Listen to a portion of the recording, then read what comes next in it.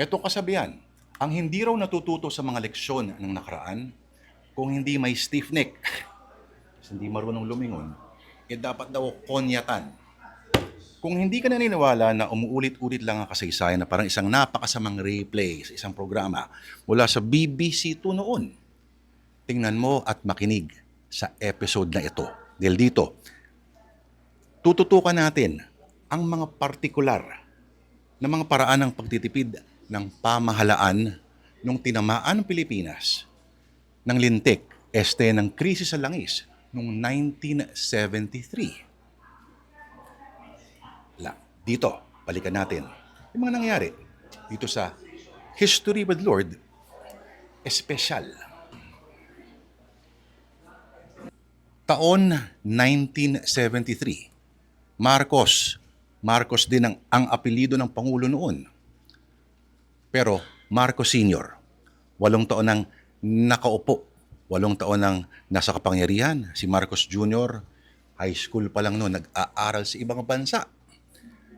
At 2 buwan pa lamang after unang anibersaryo ng deklarasyon ng martial law, ng magulantang hindi lang ang Pilipinas kundi pati na rin buong mundo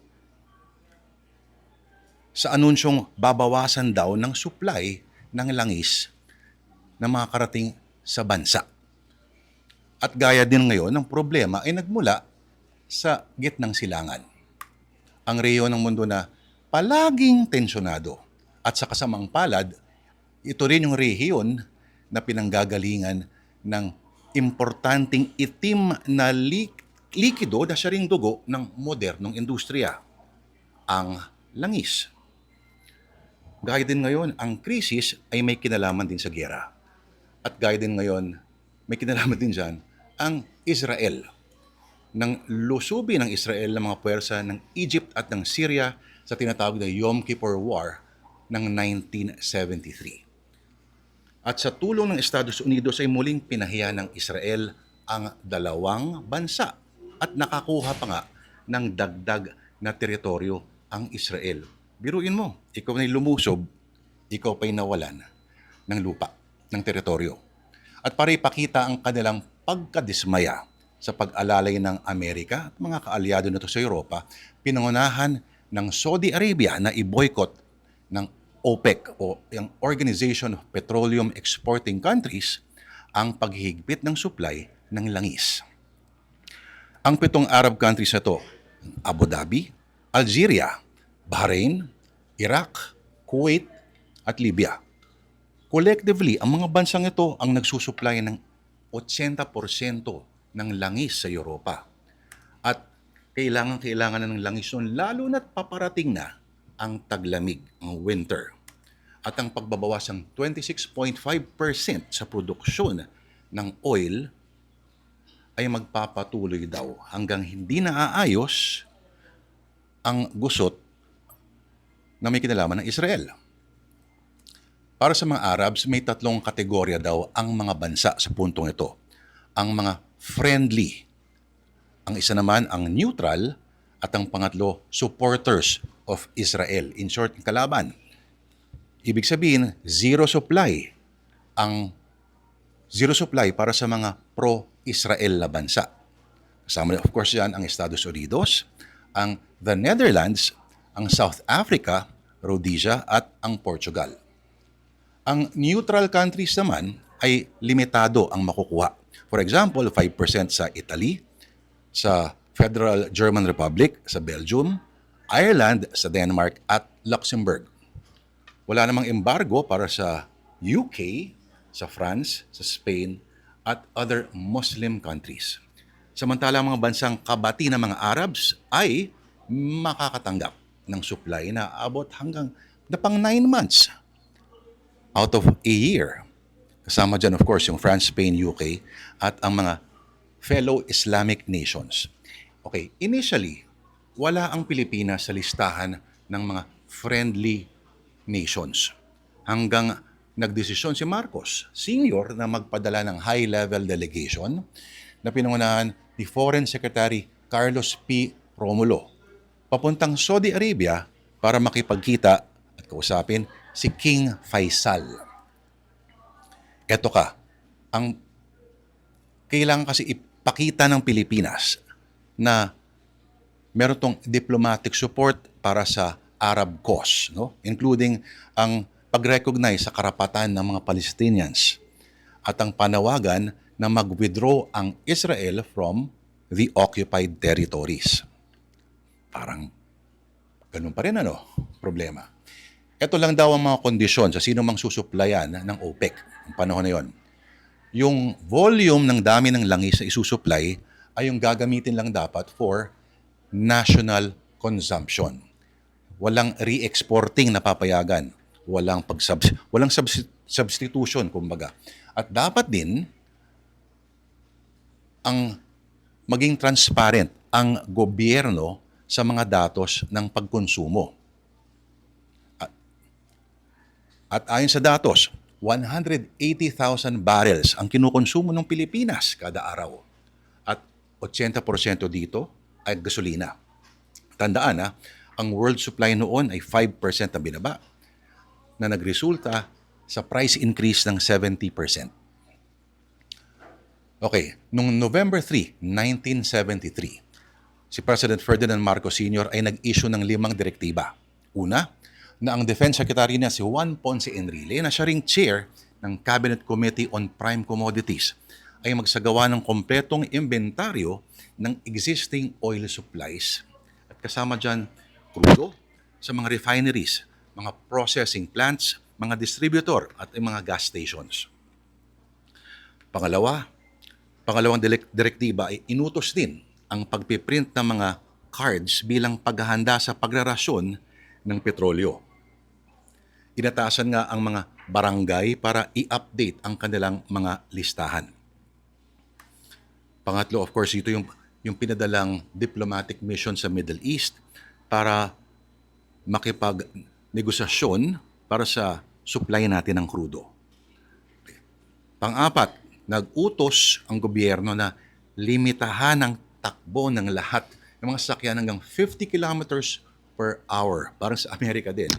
Ang mga government vehicles ay dapat daw naka-log ang tinakbo o yung mga kilometrahe.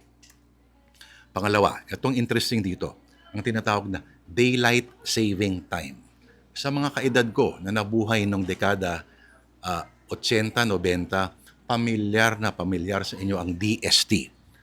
Pero sa DST noong 1973, lahat ng relo sa buong Pilipinas ang kailangang i-advance ng 1 oras. No? So 1 hour early. Ito, ibig sabihin nito parang kung alas 6 ka alas 6 ka nagsisimula na klase, gagawin niyang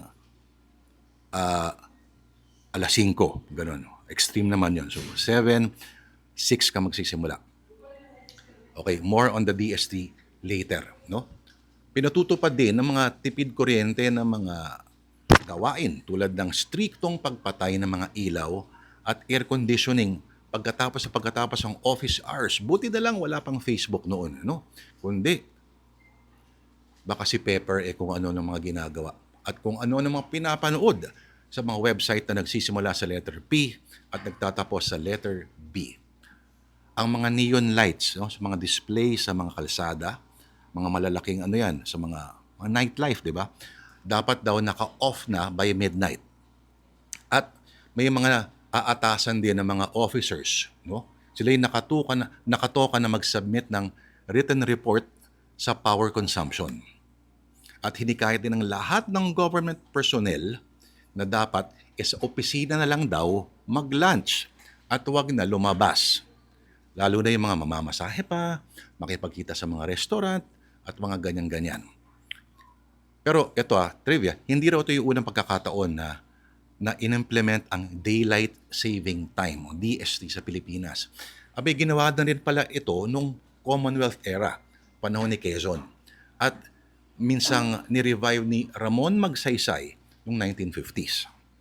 Ito, sa dyaryong Philippine Daily Express, ilan lamang sa mga pinapayagang dyaryo na mag-publish noon dahil martial law.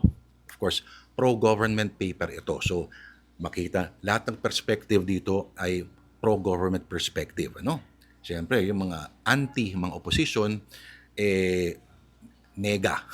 Magsusulputan na lang itong mga to ng mga early parts na ng dekada 80 at late 70s. Pero sa column D, Primitivo Mijares. Ang pangalang yan ay napakahalaga. Abangan nyo. At pag ginugal nyo, makikilala nyo kung sino si Primitivo Mijares.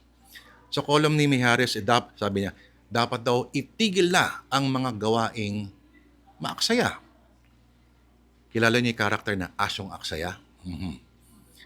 Kung nakayanan daw natin na lagpasan ang naunang krisis noon sa bigas, abay, makakayanan din natin magsakripisyo sa pamamagitan ng pagbabawas ng gamit ng mga sasakyan. Ito naman, ayon sa isang pamilyar na pangalan, siya kaya ito, ba't ka pa raw magdadrive kung pwede ka namang maglakad? Ito naman ang ilang tips ayon po sa Philippine Motoring Association. Ilan sa mga tips para makatipid. Una, iwasan daw yung jackrabbit starting. No? Ito yung parang bigla-biglaan tas alis ka. No? 60% daw na mas sumusunog ng gas ang gawaing ito compared sa yung normal na driving lang. Yung arangkada mo dapat suwabe lang at kasing suwabe ng whiskey. Kasing banayad ng whiskey, ika nga. Okay, iwasan din daw yung pag-idling ng mga makina kasi aksaya yan sa gasolina. Iwasan din daw yung pagbobomba ng silinyador, lalo na kung malamig pa sa umaga.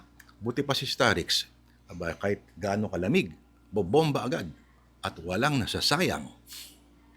Ang takbo ay limitahan daw, dapat daw limitahan, no? Kasi yung takbo mo ng 70 to 80 kilometers per hour ay doble ang amount ng gas na sinusunog kumpara kapag ikay nasa 50 mph lamang. I-check din daw ang karga ng mga sasakyan kasi baka hindi mo alam yung mga gamit sa likod mo, no, sa trunk, katumbas na yan ng isa o dalawang bigat ng pasahero. Pag magpapakarga ng gas, huwag raw punuin ang tangke kasi baka tumapon at kung pwede siguraduhin pagbibiyahe, tanungin mo na raw ang sarili. Ito ba necessary? Ito ba kailangan? Kung hindi naman, baka pwede lang sumabay sa may sasakyan o maglakad na lang o magsabay o isabay. Samantala, ito naman daw ang problema ng mga Hapon. May krisis sila sa kerosene at sa toilet paper. Buong mundo nararamdaman ang paghihigpit. Bukod sa nagtataasan ng mga presyo, marami mga airlines din ang nagbawas ng mga flights tulad ng United Airlines at yung TWA o Trans World Airlines dahil sa kakulangan ng airplane fuel, aviation fuel. Samantala, ayon naman sa editorial na ito na sinulat pa rin ni Ginoong Mijares, in praise of the curfew na inimpose ng martial law, sa loob daw ng 13 months, nagbunga daw, yung curfew na ini-impose from 12 midnight to 4 a.m. At nakontrol ang galaw ng mga subversibo na balak daw ng manggulo. At sabi, tuwang-tuwa daw ang mga magulang dahil nasa bahay na ang mga anak bago maghating gabi. At syempre, ang mga misis daw ang pinakamasasaya. Dahil hindi tulad ni Starix, ang mga asawa nila ay uuwi ng maaga. At ayon kay Mijares, tinuruan daw nito ang mga Pinoy na matulog ng maaga at gumising ng maaga. Ayos ba? Pero higit sa lahat, ang curfew nakakatulong din daw sa pagpapatipid ng paggamit ng gasolina at dahil nalimitahan kasi yung mga aktibidades sa lansangan. So, para napansin ninyo, itong recently, paggabi, konti na lang talaga lumalabas. By November 4, ito ang forecast ng mga balita. Hindi tulad ng love life ni Starix ay mukhang magiging malamig, madilim at malungkot daw ang Pasko ng 1973 ng buong mundo. Buong mundo yan. November 8, nagbabala si Marcos ang pagho-hoard, ang pagsasmuggle, ang pagbebenta raw ng langis at mga oil products sa black market ay ituturing na krimen laban sa national security. At ang parusa sa ang mga mahuhuli, nako, military trial ang katapat. Alam mo na, pag ikay nahatulan, nakaw. Isa rin sa mga pinatutupad doon pinalilimitahan ang pagbebenta ng aviation fuel sa mga foreign airlines. At pinag-iisipan din kung pwede raw bawasan ang ibebentang mga produktong langis at pag-supply ng mga kuryente sa mga US bases. Sa isang cabinet meeting na pagkusundoan ng Department of Local Government sa pamamagitan ng mga barangay, ay magsasagawa ng survey sa lahat ng mga pribadong gumagamit ng gasolina, maging ang mga may-ari ng mga bangka. Ayan. At ang Land Transportation Commission noon, hindi LTO, LTC noon, na kailangan ay maitala ang mga bilang ng mga public utility vehicles. Naatasan din noon si Minister Enrile na gumawa ng military task force na magpapatupad ng fuel allocation scheme.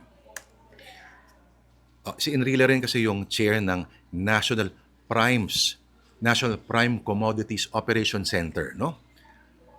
Ganto kalupit yan, Prime Commodities Operation Center, pero nasa loob ng Camp Crame ang opisina. So, nagkaroon ng meeting noon na mahalaga at ang dumalo doon ay ang Information Minister na si Francisco Kit Tatad, ang Public Works Secretary na si David Consunyi, ang Oil Industry Commission Chair na si Ponciano Matay, si NEDA Director General Jerry or Gerardo Sicat, at ang BOI or Board of Investments Chair Vicente Ting Paterno. At para raw makapagsumbong ang mga mamamayan sa mga ahensya ng gobyerno tungkol sa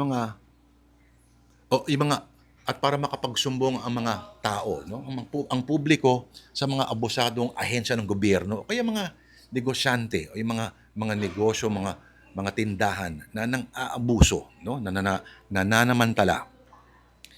Ang mga telecoms companies ay naatasan din na gawing affordable, abot kaya, 10 cents, 10 sentimo ang kada, take note, telegrama. Yung wala pang email nun, kaya telegrama, 10 sentimo. Kadugtong ito ng Letter of Instruction number 137 na bumuo ng isang special cabinet committee para masala, at maalis yung mga tinatawag na mga undesirable na mga cabinet officials or mga simple mga public na hindi ka nais-nais. Eto ka. Isa ring pinag-iisipan noon ay ang maningil ang Bureau of Internal Revenue ng tinatawag na wealth tax. Dito, bubuwisan ang lahat ng mayayaman, lahat ng may income na, eto ka, 50,000 pesos pataas. Yung mga kumikita ng 50,000 pababa, exempted.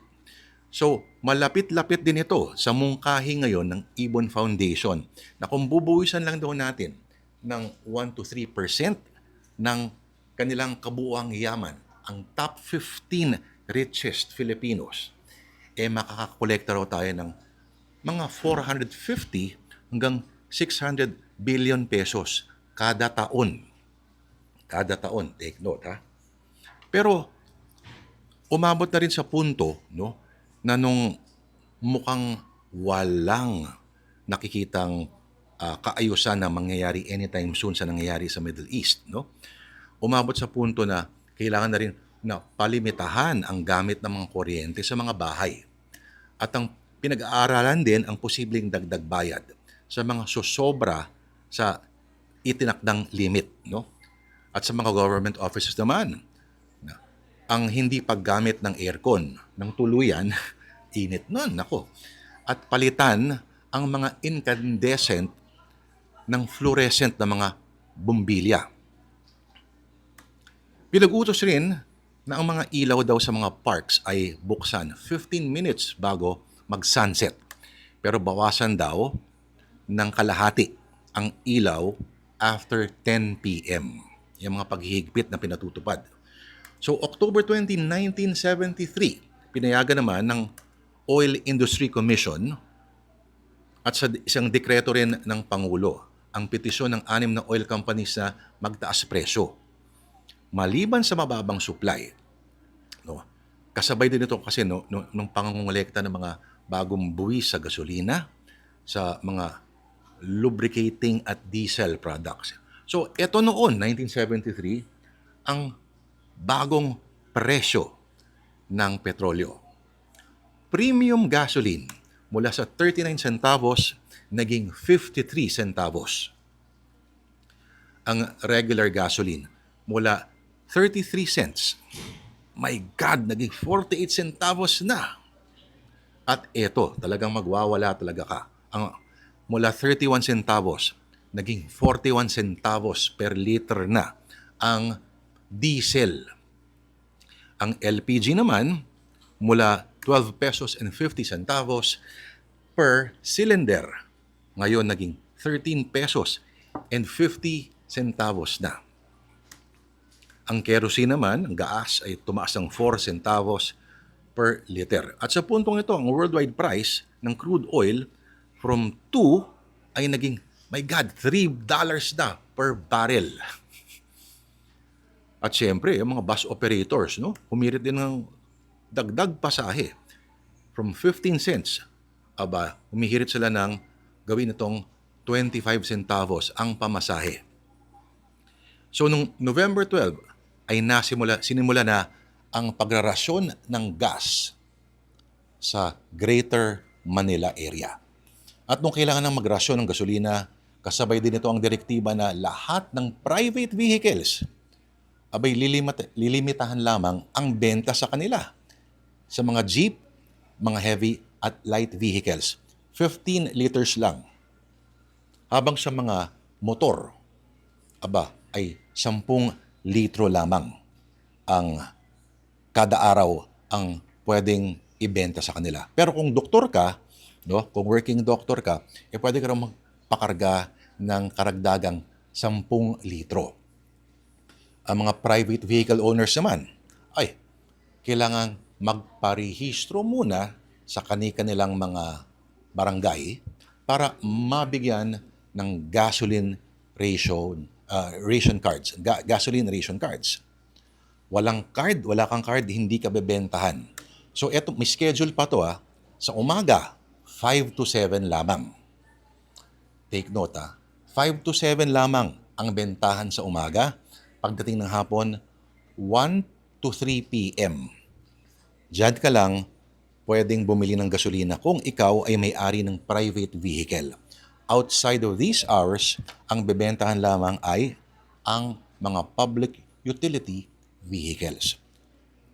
Pero exempted sa pagrarasyon yung mga cargo trucks at mga essential service vehicles gaya po ng ambulansya, mga school bus at iba pa. Pero eto malupit dyan. Alam mo kung gano'n na to kalupit. Sinuspindi ang mga klase. Biruin mo, not for dati, kailan ba tayo magsususpindi lang tayo kung may COVID, may baha, transport strike nung panahon namin. Oo, nangyayari talaga yan. Pero ganun nakalupit ang problema sa gasolina nun. Sususpindihin daw, ang sinuspindi mga klase. So November ito mga early weeks of November, hanggang January 2 ng sunod na taon, 1974, walang pasok.